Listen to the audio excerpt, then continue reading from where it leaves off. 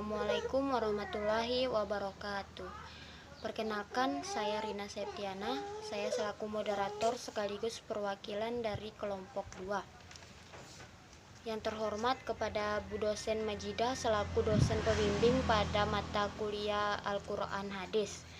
Pertama, saya akan memperkenalkan anggota kelompok dari kelompok 2. Yang pertama yaitu ada Ajeng Dwi Putri Pangestu, yang kedua Novika Arda Sekar Arum, Winda Safitri, Hera Dona Violita, Naziratul Islahiyah, Fatul Hakim, Nurul Hayati Yunus, dan Sultan Fatoni. Ada beberapa materi yang akan kami sampaikan. Yang pertama yaitu pengertian mukjizat, kedua yaitu syarat-syarat mukjizat, yang ketiga macam-macam mukjizat, selanjutnya contoh-contoh mukjizat, serta kisah masa lalu. Materi pertama yang akan saya sampaikan yaitu materi mukjizat.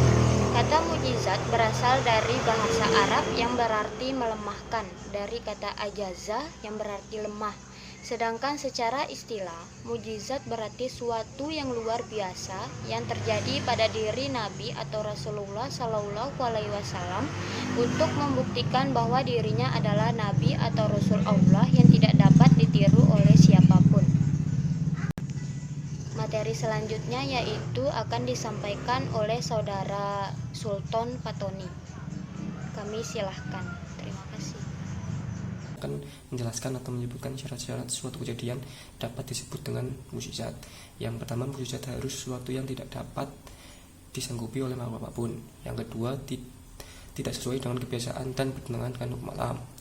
Yang ketiga, mukjizat harus berupa hal yang dijadikan saksi oleh seorang yang mengaku membawa risalah atas kebenaran dari pengakuannya.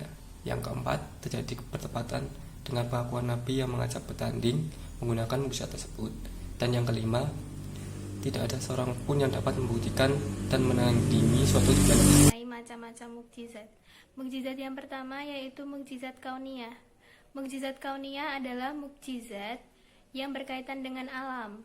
Contohnya, Nabi Musa dengan tongkatnya yang membelah Laut Merah. Yang kedua yaitu mukjizat saksiyah. Mukjizat saksiyah adalah mukjizat yang keluar dari tubuh Nabi atau Rasul.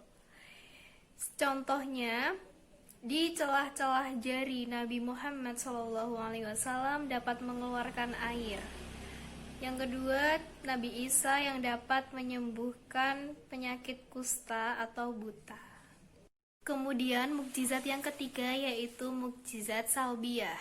Mukjizat salbiyah adalah mukjizat yang membuat sesuatu tidak berdaya, seperti Nabi Ibrahim dibakar oleh Raja Namrud namun tidak hangus. Dan yang terakhir yaitu mukjizat akliyah. Mukjizat akliyah adalah mukjizat yang rasional atau masuk akal. Dan salah satu contohnya adalah Al-Quran. Terima kasih. Contoh-contoh mukjizat Rasul. Mukjizat Nabi Nuh. Allah memerintahkan Nabi Nuh untuk membuat perahu besar dalam waktu yang sangat cepat. Adalah perebutan luar biasa apalagi dikerjakan di atas bukit. Yang kedua, mukjizat Nabi Ibrahim. Mukjizat Allah kepada Nabi Ibrahim yaitu tidak hangus dibakar dalam api unggun yang sangat besar. Yang ketiga, mukjizat Nabi Musa. Allah memberikan mukjizat kepada Nabi Musa berupa tongkat yang menjelma menjadi ular. Dan yang keempat, mukjizat Nabi Isa. Mukjizat Nabi Isa dapat membuat burung dari tanah lalu hidup dan dapat menghidupkan orang yang sudah mati. Dan yang terakhir, mukjizat Nabi Muhammad SAW. Dari celah-celah jari tangan beliau memancur air yang dapat diminum sebagai pelepas dahaga. Kaum 'Ad dikenal sebagai kaum yang mampu membangun bangunan luar biasa yang belum pernah dibangun di negara lain. Kemahiran mereka memahat bukit dan membangun bangunan tinggi membuat mereka lupa atas nikmat Allah. Nabi Hud mengajak kaumnya untuk meninggalkan berhala, namun mereka ingkar terhadap nikmat. Parahnya mereka mencela Nabi Hud karena tidak mendatangkan manfaat. Beliau juga diejek hingga Allah murka kepada kaum 'Ad. Allah Ta'ala mengazab mereka dengan menghalangi turunnya hujan selama 3 tahun. Begitupun mereka tetap ingkar dan tidak mau menyembah Allah. Kemudian Allah mengirim angin selama 7 hari 8 malam dan memusnahkan mereka. Kaum Ad termasuk suku tertua di dunia. Dengan peradaban yang maju, kaum Ad memiliki bangunan-bangunan yang tinggi. Allah juga melebihkan kekuatan serta kekayaan pada kaum Ad. Namun, kekayaan yang diberikan pada kaum Ad membuat mereka tamak, lupa diri, dan jauh dari Allah. Mereka menyembah berhala yang diberi nama Dewa Samud, Dewa Sadah, dan Dewa Al-Haba. Patung-patung tersebut mereka sembah karena mereka percaya bahwa patung-patung itu dapat menolong dan mendatangkan rezeki. Maksiat pun merajalela. Allah lalu mengutus Hud untuk memperbaiki akhlak dan kelakuan kaum Ad. Menjelaskan sedikit tentang kaum Tasamun.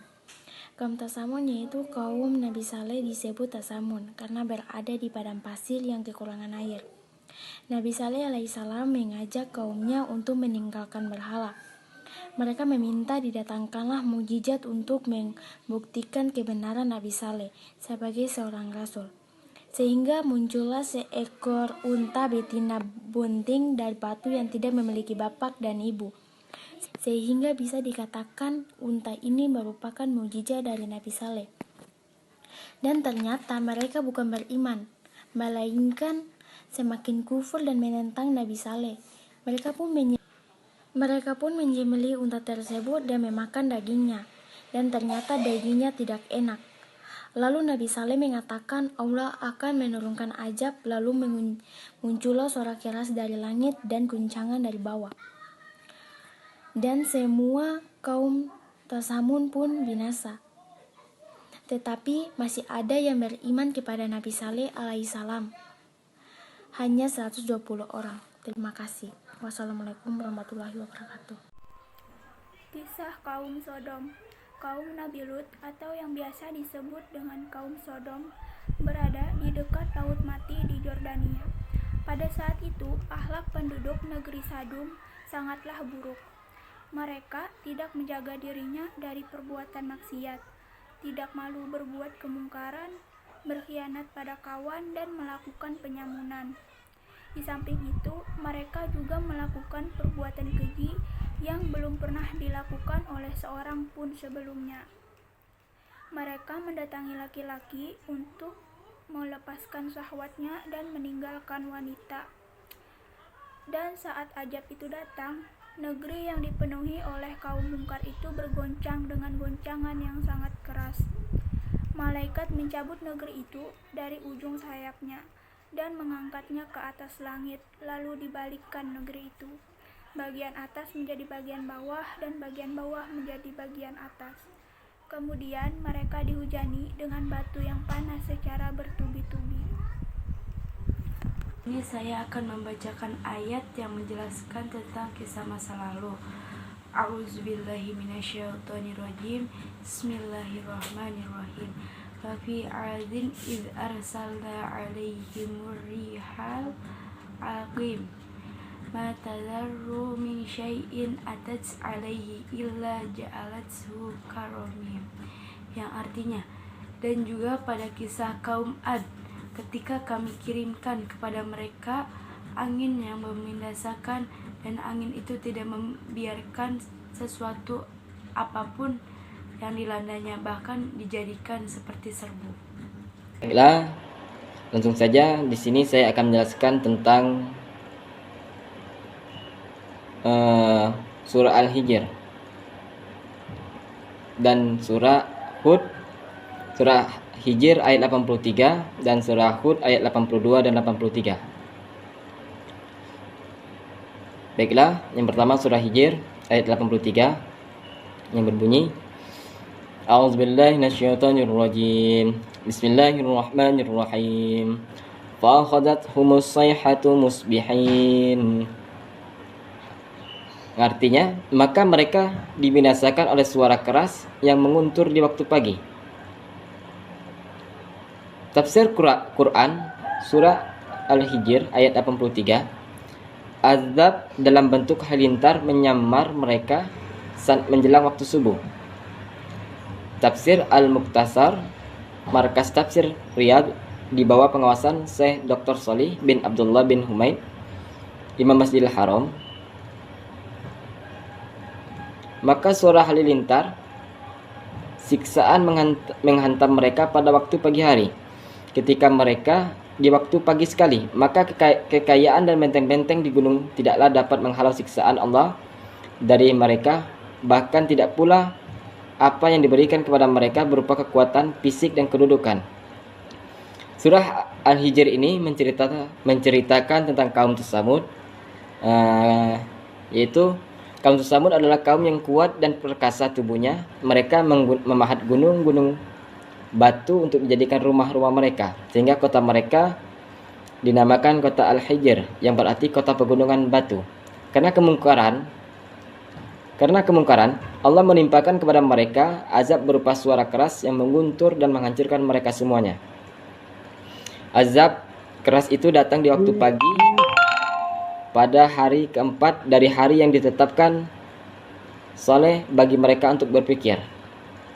Tetapi mereka tidak mengindahkan, sehingga mereka terkubur di dalam rumah-rumah mereka yang berupa gua-gua yang dipahat pada gunung-gunung batu itu. Keadaan mereka ini diterangkan dalam firman-Nya yang lain. Selanjutnya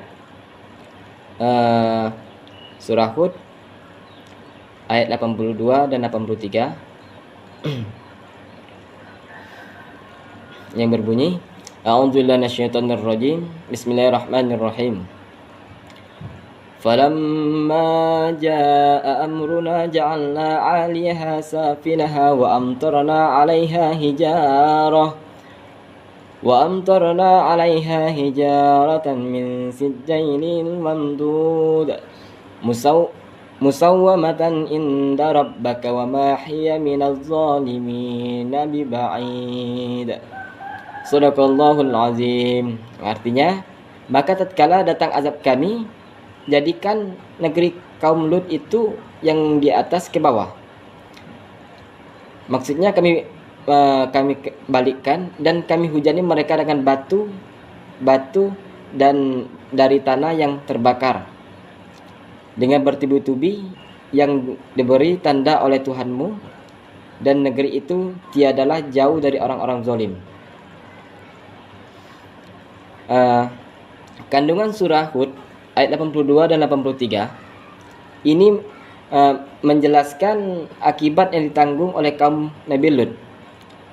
Allah Subhanahu wa taala menurunkan hujan batu dan tanah yang membakar dari langit serta menjadikan gempa bumi yang dahsyat yang membuat rumah dan tempat tinggal mereka jungkir balik. Balasan dan siksaan di dunia bagi kaum homoseksual dan pendosa itu sungguh sangat pedih. Al-Quran menjelaskan nasib kaum Nabi Lut dengan gamblang supaya menjadi peringatan dan teladan bagi generasi manusia lainnya. Mungkin cukup sekian dari penjelasan saya. Kurang lebihnya saya mohon maaf dengan sebesar-besarnya, dan saya akhiri. Wabillahi taufiq wal hidayah. Wassalamualaikum warahmatullahi wabarakatuh. Sehingga mereka terkubur di dalam rumah-rumah mereka yang berupa gua-gua yang dipahat pada gunung-gunung batu itu. Keadaan mereka ini diterangkan dalam firman-Nya yang lain. Selanjutnya surah Hud ayat 82 dan 83 yang berbunyi, A'udzubillahi minasyaitonir rajim. Bismillahirrahmanirrahim. Falamma jaa amruna ja'alna 'aliyaha safilaha wa amtarna 'alaiha hijaratan min sijjailin mamdud musawwamatan inda rabbaka wa ma hiya minaz zalimin biba'id. Shadaqallahul azim. Artinya, maka tatkala datang azab kami, jadikan negeri kaum Lut itu yang di atas ke bawah. Maksudnya kami balikkan dan kami hujani mereka dengan batu dan dari tanah yang terbakar dengan bertubi-tubi yang diberi tanda oleh Tuhanmu, dan negeri itu tiadalah jauh dari orang-orang zalim. Kandungan surah Hud ayat 82 dan 83 ini menjelaskan akibat yang ditanggung oleh kaum Nabi Lut. Allah Subhanahu wa taala menurunkan hujan batu dan tanah yang membakar dari langit serta menjadikan gempa bumi yang dahsyat yang membuat rumah dan tempat tinggal mereka jungkir balik. Balasan dan siksaan di dunia bagi kaum homoseksual dan pendosa itu sungguh sangat pedih. Al-Quran menjelaskan nasib kaum Nabi Lut dengan gamblang supaya menjadi peringatan dan teladan bagi generasi manusia lainnya. Mungkin cukup sekian dari penjelasan saya. Kurang lebihnya saya mohon maaf dengan sebesar-besarnya. Dan saya akhiri. Wabillahi taufiq wal hidayah. Wassalamualaikum warahmatullahi wabarakatuh.